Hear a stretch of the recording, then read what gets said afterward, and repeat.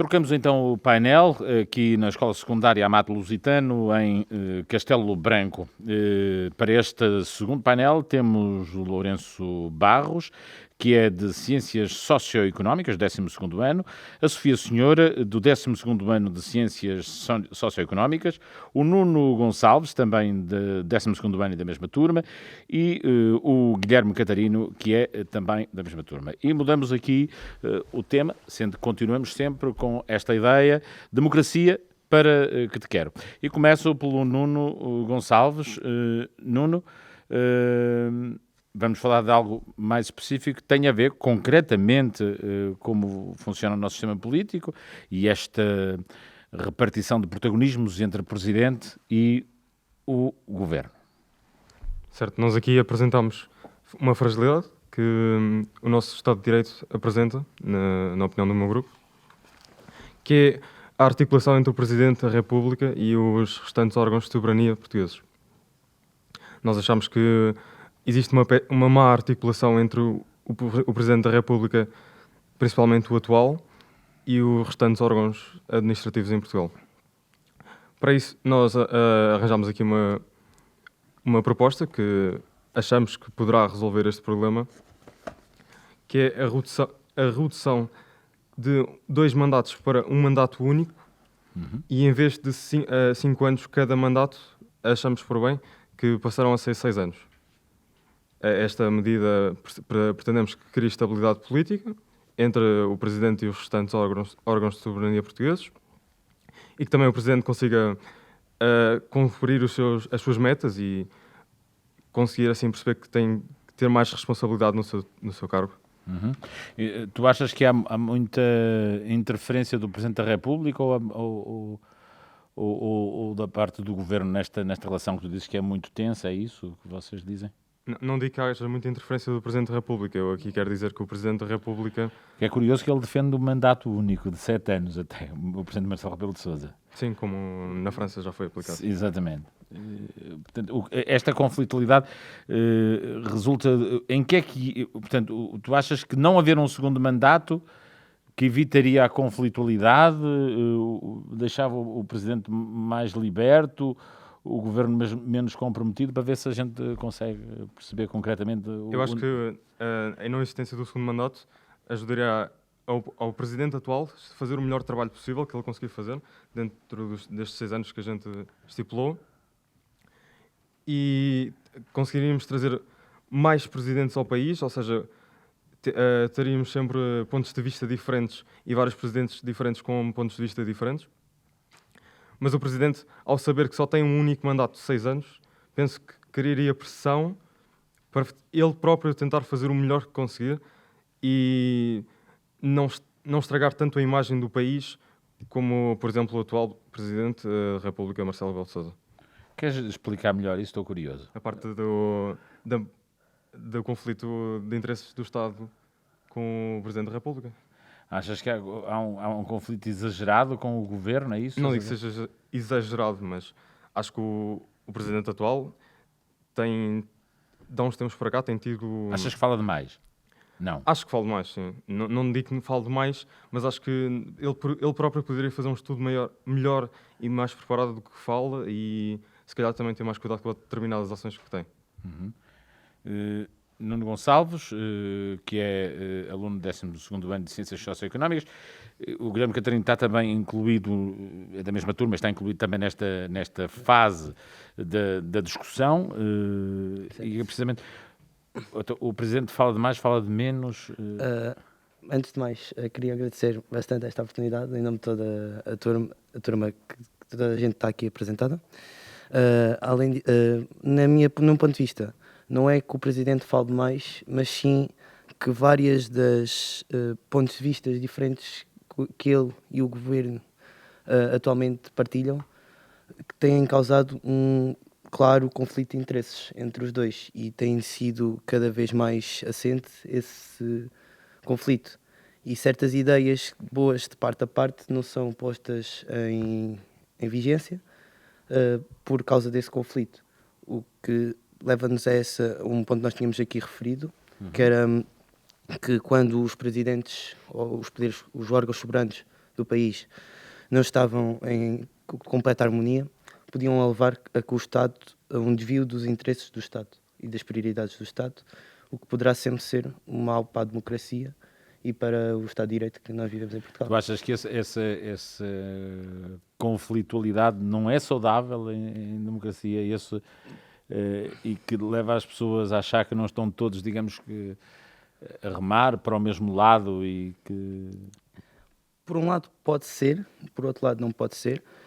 Claro que uma democracia, a ideia é sempre termos ideias diferentes e serem debatidas, não tendo um ponto de vista comum, é normal. E eu acho que é bastante bom, em termos democráticos, termos uma opinião diversa de ideias. Só que o problema é quando estamos no poder político, se nós estivermos focados só nas nossas ideias e não percebemos o problema dos outros e tentarmos entrelaçar as ideias uns dos outros, podemos levar a que esse conflito se leve a que não se propague mais ideias e que essas ideias sejam faliciosas ou que sejam, de certa forma, não uma prioridade do país, mas sim que possam levar uma fase secundária das prioridades que os cidadãos e o poder político devia procurar em Portugal. Guilherme, mas o que é que tu achas que, concretamente, os casos que tu te lembres em que foi exagerado este conflito público? Assim, coisas. Vocês chegaram a dão este contributo com algo concreto, não? Por exemplo, eu acho que no ano passado, sim, quando o Presidente da República destituiu o governo por causa foi o problema de não ter aprovado o Orçamento de Estado com maioria absoluta. Por exemplo, aí chega uma parte muito conflituosa. Além disso, o veto, por exemplo, estás a referir ao sim, veto de uma lei ou de outra, é isso? Exato, os vetos de certas leis que podem ser promotoras de um bem-estar social ou o não veto de certas leis que, por já serem sido votadas anteriormente e porque o governo, por exemplo, não quer mudar. Eu tenho como exemplo agora o problema da habitação, que o pacote da habitação foi votado pelo Presidente da República. E neste momento e teve que voltar à Assembleia, mas provavelmente não vai ser debatido, nem vão ser outra vez o mesmo pacote com as mesmas medidas, no que numa coisa de maioria absoluta pode sempre acontecer, e pode levar a que a teimosia, entre aspas, de certos partidos e certos poderes políticos podem levar a certas medidas que não sejam totalmente certas. E acham que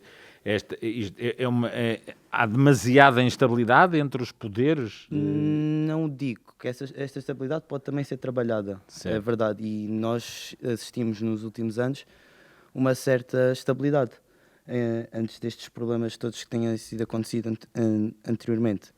Só que essa estabilidade pode ser tanto conseguida como não conseguida. Por isso, acho que é esse ponto que nós tentamos defender aqui e pronto.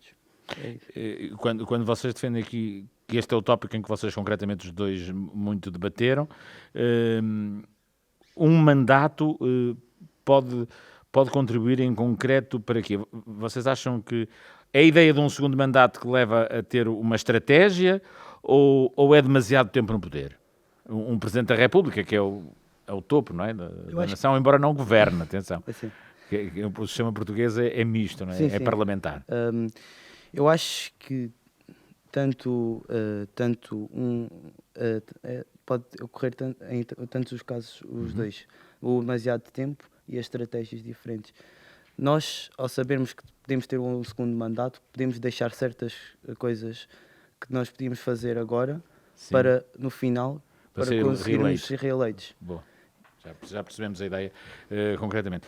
Guilherme, tu hoje traz-nos aqui então, portanto, este contributo. Partimos e já voltaremos porque vocês têm aqui um tópico que é um bocadinho polémico e muito se debate, que tem a ver com os votos em branco serem contabilizados ou não. Nós já vamos voltar aí. Deixa-me largar o debate e falar sobre o Estado de Direito em Portugal, para este painel. Tenho connosco a Sofia Senhora, que é aluna de 12º ano de Ciências Socioeconómicas, e o Lourenço Barros, a quem endereço os meus parabéns, que faz hoje 18 anos, não é? Já podes votar. Já posso votar. Já podes votar. E que nos trazem para esta discussão sobre o Estado de Direito em Portugal, aqui começando logo com uma provocação, que é também para abrir o debate. E vou começar pela Sofia. Há uma percepção generalizada de que há uma prática constante e comum de corrupção na sociedade portuguesa. Certo. Eu diria que... vou pegar no exemplo. O facto de certos poderes que pertenciam anteriormente ao Estado agora virarem para as câmaras municipais. O facto desta comunidade, acomodar nas câmaras, por exemplo, eu diria, nas escolas,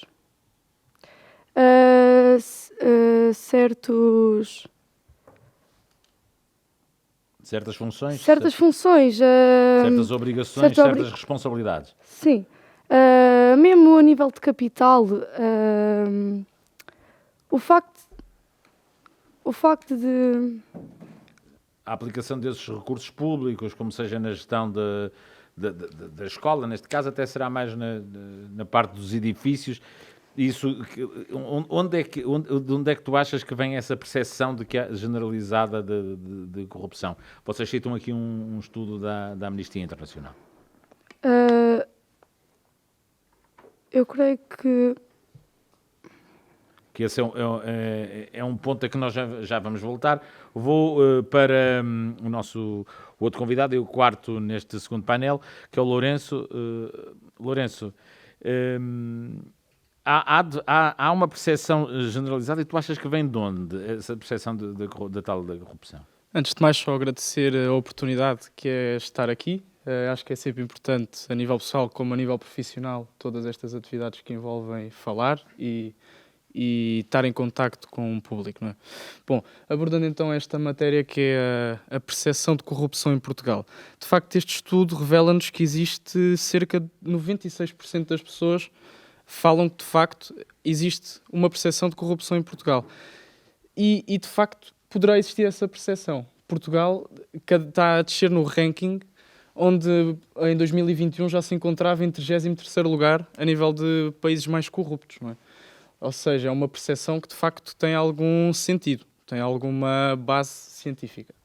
Bom, então os portugueses, se calhar, ao verem também que existiu uma descentralização de competências, onde se calhar o poder já não está tão agrupado, o Estado em si, a Assembleia, não tem esse poder que subdelega e que tem alguns pontos positivos, porque do ponto de vista da gestão, gerir os recursos, gerir menos recursos vão ser geridos de uma forma mais eficiente, porque uma Câmara não gera o mesmo número de funcionários públicos, o mesmo número de obras, o mesmo número de população. Está mais próximo? Está mais próxima e deveria estar mais próxima, porque o intuito de uma Câmara é esse.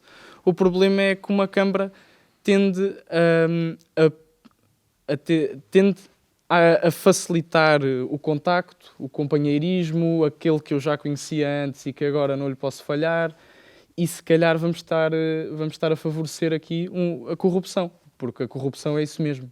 É não cumprir certas normas e certos concursos que de facto existem, mas que são colocadas normas para X ou Y já estar predestinado a ganhar, e acho que isso sim poderá contribuir para a Lourenço, percepção. deixa ver, mas tu achas que o estar mais próximo, ou seja, para pormos o nome às coisas, claro, serem as câmaras a gerir isto que aumenta a corrupção, aumenta a percepção de corrupção, ou é o contrário? Porque tu começaste por nos dizer que as autarquias devem estar ainda mais próximas das populações, mas por outro lado estar próximo também não é bom, porque depois há os amigos, é isso? Precisamente. Eu acho que de facto existe essa proximidade, e essa proximidade é interessante, porque ninguém melhor para governar Castelo Branco do que alguém que está em Castelo Branco. Mas se calhar alguém que está em Castelo Branco tem que ter mais vigilância, por assim dizer, de alguém que não está em Castelo Branco, de alguém que faz parte de outro meio e de alguém que é isento, de alguém que apenas aqui vem fazer uma auditoria e nada mais e não conhece ninguém de quem aqui está, porque ao fim e ao cabo a política tem que ser isenta e a política não pode ser corrompida. Essa é a minha opinião. Ouvimos aqui o contributo a esta discussão do Lourenço Barros, aluno do 12º ano de Ciências Socioeconómicas da Escola Secundária Amato Lusitano em Castelo Branco, onde estamos a conduzir esta emissão. Sofia Senhora, também aluna do mesmo ano e da mesma escola, tu concordas totalmente com isto e como é que nós podemos fazer essa fiscalização da ação do poder político local, neste caso em concreto, estar mais próximo das pessoas e não haver tanto favorecimento dos amigos, para traduzir aqui o que estamos aqui a conversar? Por exemplo, haver dias, por exemplo, como o meu colega Lourenço estava a dizer, fiscalização. Sim. Mais auditores, haver uma auditoria que não esteja planeada. Seja surpresa, porque quando é surpresa pode-se ver a realidade. E se não for surpresa, vão conjugar de maneira a que esteja tudo bem. E vamos acabar por não perceber o que é que realmente é necessário mudar, o que é que está bem. E o facto de ser inesperado, consegue-se ter uma melhor percepção como ajudar, o contribuir, o que não contribuir. Pronto. Não achas, portanto, o próprio debate político entre partidos diferentes, forças diferentes, sendo que no poder local também pode haver movimentos independentes, isso não chega para fazer o controle, é preciso mesmo uma fiscalização no terreno. Porque às vezes há um amigo que é amigo do outro e acabam sempre por dar uma forma indireta e que não se perceba, e assim o país não avança e não desenvolve, e não se dá um desenvolvimento, e continuamos sempre no ciclo vicioso. Portanto, isto precisamos um bocado de um juiz de fora, não é? Sim, alguém diria que sim. Que vem de fora para julgar e não conhecer quem está ali. Nós já voltamos aqui à mesa para os vossos contributos e a preparação que tiveram para este debate, em que estamos a falar do Estado de Direito em Portugal, com os alunos da Escola Secundária Amato Lusitano em Castelo Branco. Vamos à plateia. O primeiro contributo. Olá, como te chamas, por favor? Boa tarde a todos. Qual é o teu contributo? Pedro Fernandes, 12º ano de Ciências Socioeconómicas. Eu gostava de falar com os meus colegas em relação à temática que eles apresentaram anteriormente, sobre o conflito de interesses presente entre o Presidente da República e os restantes órgãos. Eles apresentaram isso enquanto ponto fraco, uma fragilidade. Eu gostava de perguntar, ou pelo menos tentar ver esclarecido, se isso é realmente algo notoriamente assim tão negativo. Se não pode ser positivo de certa forma. Já agora, Pedro, certo. O que é que tu achas sobre isso? Eu acho que pode ser algo positivo. Há certas temáticas, como por exemplo, um exemplo assim um bocado extremo, a pena de morte. Se o Presidente da República definir ou acreditar que a pena de morte é algo que deve ser aplicado, acho que o Governo deve intervir e vetar. Esta é a minha opinião.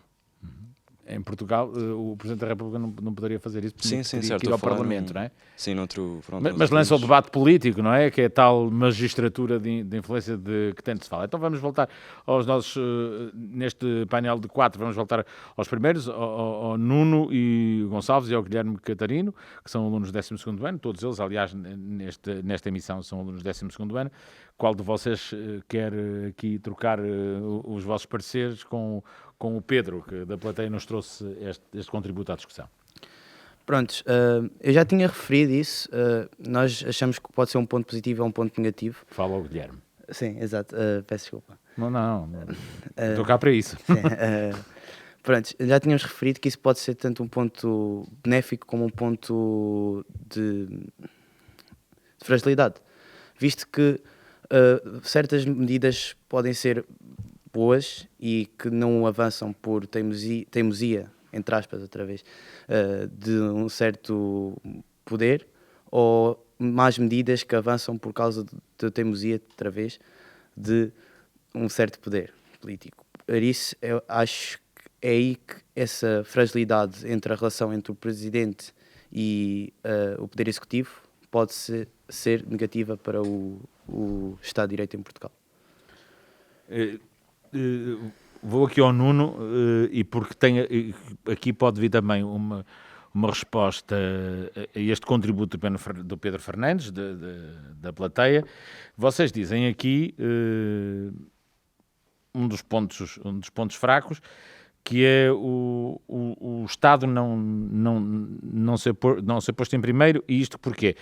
Porque vocês dizem há demasiado ruído, que é o que Pedro Fernandes diz que não há. Que o ruído que há faz parte da democracia. Mas vocês não acham. Acham que este não estarem de acordo, o Presidente e o Governo, na praça pública, que isso é mau, que teria que haver mais unanimidade? Eu acho que sim, porque o ruído, como decidimos chamar, atrasa processos e que poderiam ser muito mais ágeis e mais eficientes. E também distorce, se calhar, algumas ideias que um determinado órgão quer transmitir ao outro. Sendo assim, podem não estar em perfeita sintonia no que um dos dois querem chegar. Se calhar os dois têm um objetivo comum, mas como há este determinado ruído, se calhar não chegam tão facilmente, ou com tanta agilidade, ao ponto em que se calhar os dois querem chegar. O que, de certa forma, acaba por contribuir para que Portugal não avance tanto com apostas em determinadas áreas. A velocidade que vocês acham que deveria ser, é isso? Sim, eu acho que diminui um bocado a eficiência dos processos. Uhum. Então, nesse caso, o Presidente e o Governo teriam que ser do mesmo partido. Também já houve em Portugal, mais que uma vez. Não digo que não possam não ser, ou possam ser, mas digo que, apesar de ser ou não do mesmo partido, tem que haver uma conciliação entre os dois que permita haver maior agilidade no processo. Se eu bem percebi, Nuno, portanto, menos discussão na praça pública, é o que vocês acham? Menos troca de argumentos na praça pública? Portanto, não, a argumentação é um fator importante. Mas esse ruído surge dessa argumentação da troca. Sim, mas... As duas coisas não são compatíveis. Ou temos ruído ou não temos ruído. Ou temos debate ou não temos debate. Não. Diz, Guilherme, força. Guilherme Catarino, aluno 12º. Eu acho que esse ruído, no ruído que nós falamos, não é o ruído normal de uma democracia. Ok. A democracia tem que ter ruído, é verdade. Mas às vezes há ruído a mais. E numa sociedade cada vez onde os mídias estão sempre presentes, em todos os social media, e temos várias fontes de informação política, leva a que haja demasiado ruído. E acho que esse demasiado ruído é que é prejudicial às decisões do Presidente e do Poder Executivo. E que é que vocês acham que aí alguém tinha que se calar, não é? Não é isso. Não. Então. É tentar arranjar uma forma de chegarem os dois a um consenso. Mas um consenso pode não ser público. Prontos. Antes de ser público, que haja o consenso em privado. Exato. É isso. Exatamente. Obrigado ao Guilherme Catarino. Vamos voltar... o Pedro Fernandes queria dizer mais alguma coisa. Não, acho que concordei diria, com a opinião do Guilherme Catarino, com o do Nuno discordo parcialmente, porque eu acho que o ruído, assim chamado, pronto, é de facto algo que deve haver na democracia, porque nunca temos o caso dos partidos, todos os partidos são diferentes. O que eles estão a dizer é que não devia ser tão público, devia ser mais privado. Certo. É o que eles estão a dizer. Temos uma outra participação da plateia e que, desculpa, queres dizer o teu nome? Podes dar o teu contributo, nome e Boa tarde, o meu nome é Lucas Cardoso, do 12º CT4 e eu queria aproveitar esta oportunidade para falar sobre um tema que é a abstenção em Portugal. Força. Que tem cada vez sido mais significativa e que é pronto, como já disse, é um dos problemas que o país agora enfrenta atualmente e que eu penso que é alarmante. Ainda assim, foram feitas algumas propostas que eu penso que têm de ser ouvidas porque são muito importantes e podem melhorar, de certa forma, este sistema eleitoral, que são a reforma desse mesmo sistema eleitoral, para que, de certa forma, todos os votos contem.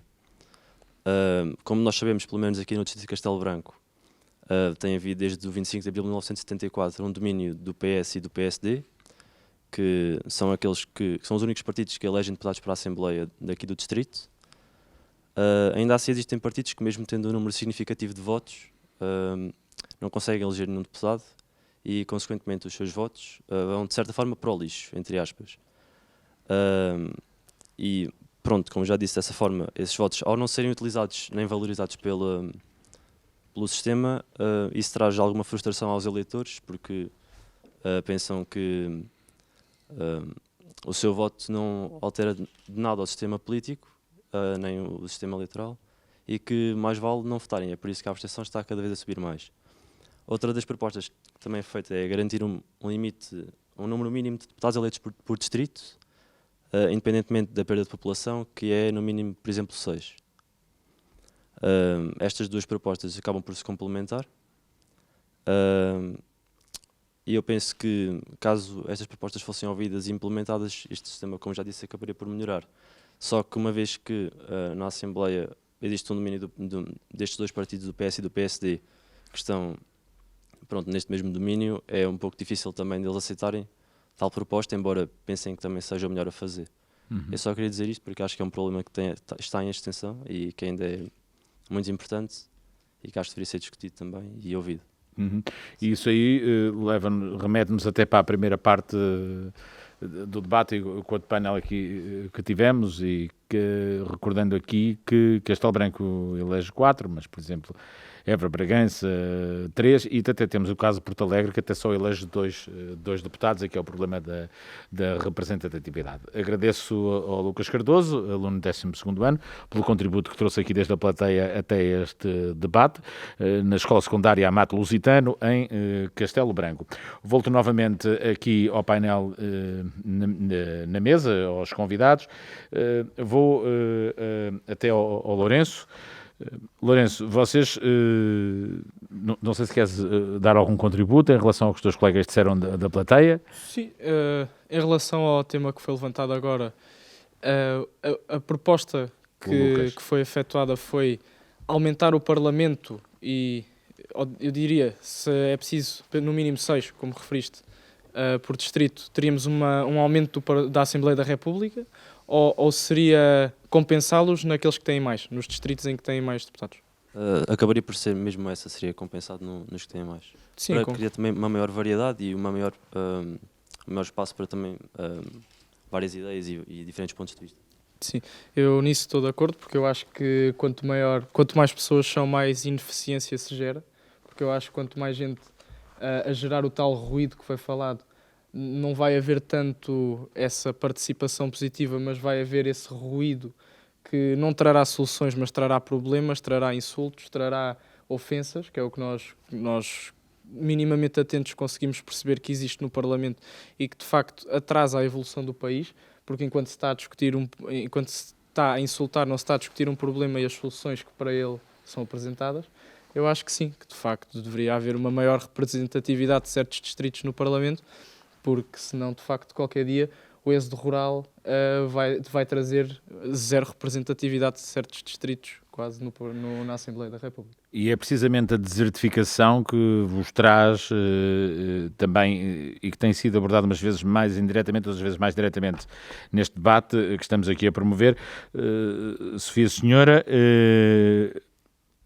como é que se combate então esta desertificação? É só com mais deputados? Eu diria que é um princípio. É um princípio, mas, por exemplo, o facto que no interior, em comparação com o litoral, a população ser menor, isso também contribui. Se aumentar a população no interior, aumenta o número de pessoas, aumenta o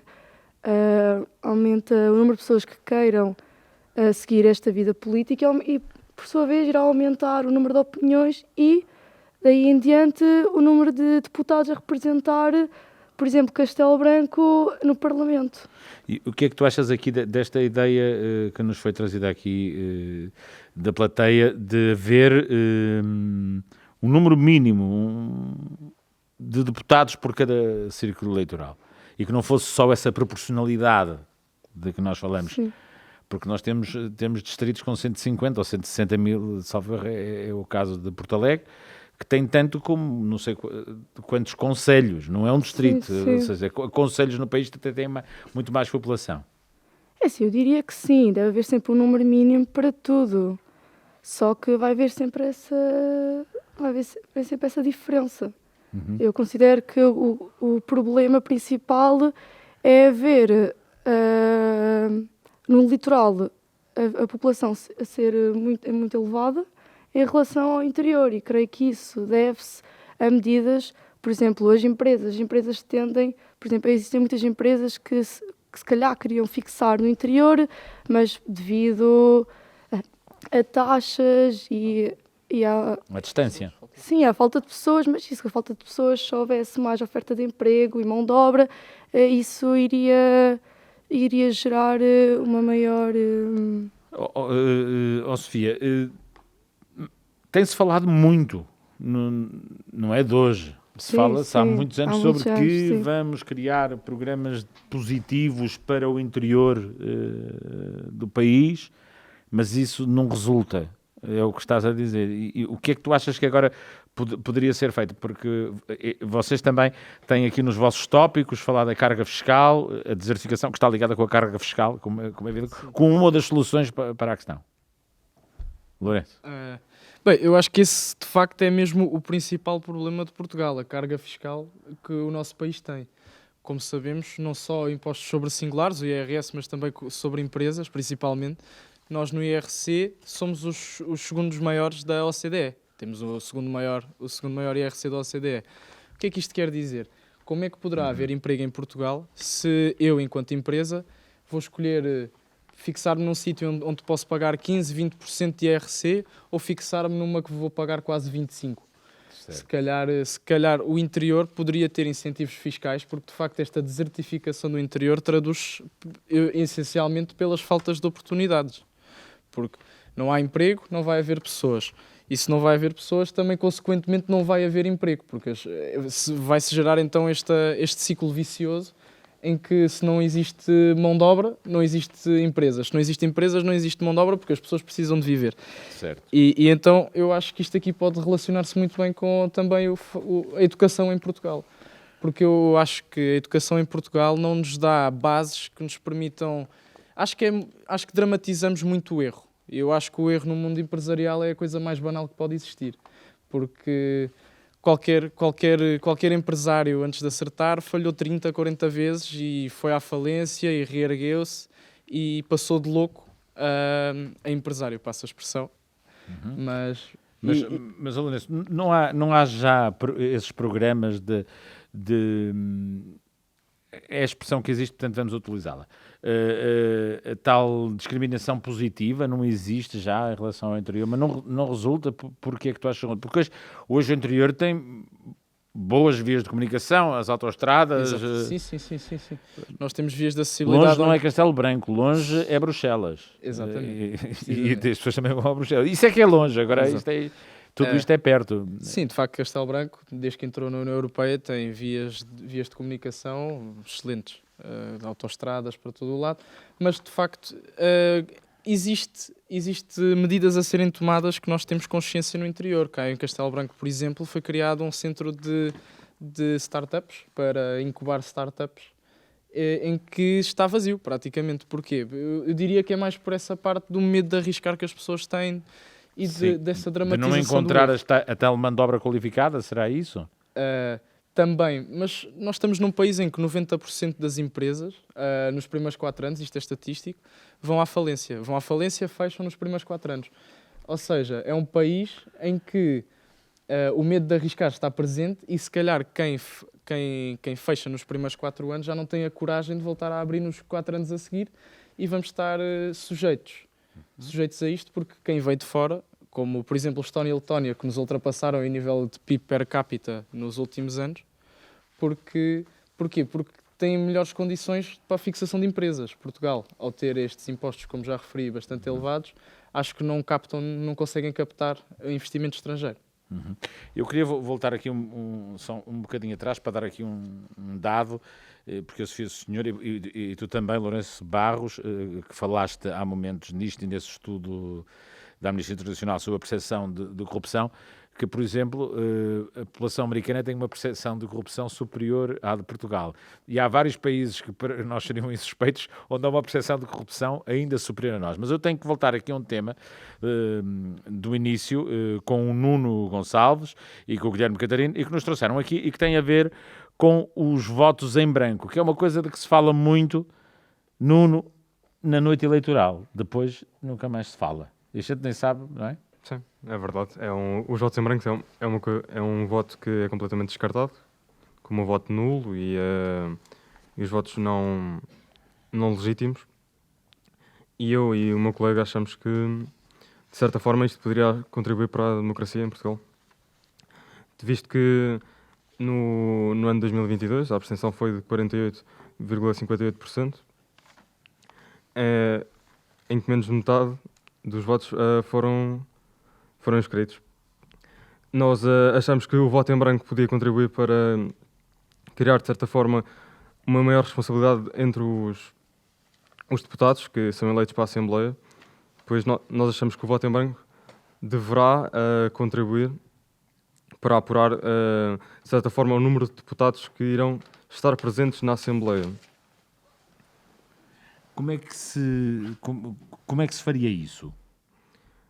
Por exemplo, a utilização dos votos seria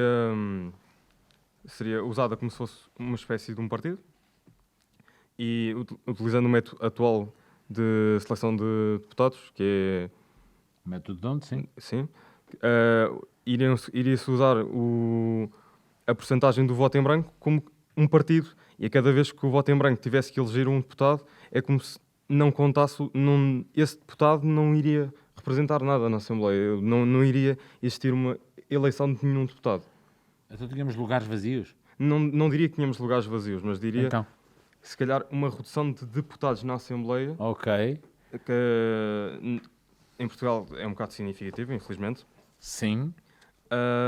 Iria... Nuno, se eu bem percebi, é uma ideia inovadora que vocês estão aqui a apresentar, mas lá ver se eu consigo sistematizar isto. Vamos imaginar que nós elegemos 230 deputados. Certo. Ok. Os votos em branco têm uma percentagem suficiente para eleger 10 deputados. Sim. E esses deputados não ficariam as cadeiras, teriam que ficar as cadeiras vazias, porque... Sim, de certa forma sim. Portanto, ficaríamos só com 220. Sim. E esses votos em branco,